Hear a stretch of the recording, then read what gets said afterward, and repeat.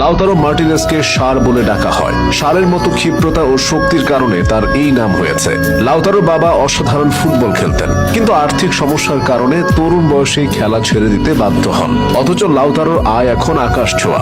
বছরে শুধু ক্লাবের বেতন বাবদই তার আয় 90 লাখ ইউরো। উচ্চতা মাত্র 5 ফুট 9 ইঞ্চি হলেও ফরওয়ার্ড হিসেবে তিনি দুর্দান্ত। আগে গোল মিসের জন্য দুর্নাম থাকলেও এখন তিনি আর্জেন্টিনার বড় ভরসা। লাউতারোর উত্থানটা হয়েছে 2021 সালের কোপা আমেরিকার মাধ্যমে। কোচ লিওনেল স্কালোনি নজর দিয়েছিলেন প্রতিভা খোঁজার দিকে। ফিনিশার হিসেবে একজনকে চাইছিলেন তিনি। স্কালোনির চোখ ধাঁধিয়ে দেয় লাউতারোর পারফরম্যান্স।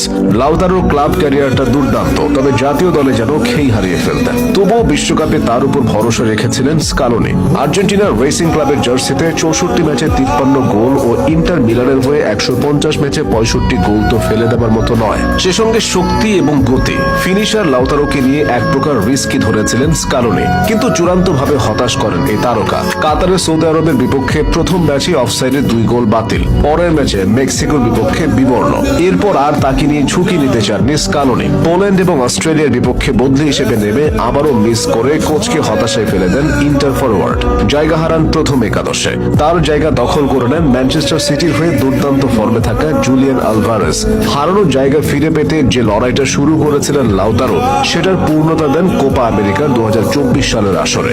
ইন্টার মিলানের হয়ে দুর্দান্ত মৌসুম কাটিয়ে শিরোপার স্বাদ পাওয়া লাউতারো কোপায় আবির্ভাব হন আর্জেন্টিনার ত্রাতা রূপে। লাউতারোর বিরুদ্ধে কোপা আমেরিকার 16তম শিরোপা এখন আর্জেন্টিনার শোকেসে।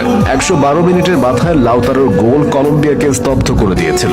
লাউতারো এমন একজন প্লেয়ার যিনি ক্লাব থেকে জাতীয় দল সর্বক্ষেত্রে সাফল্যের মালা পরে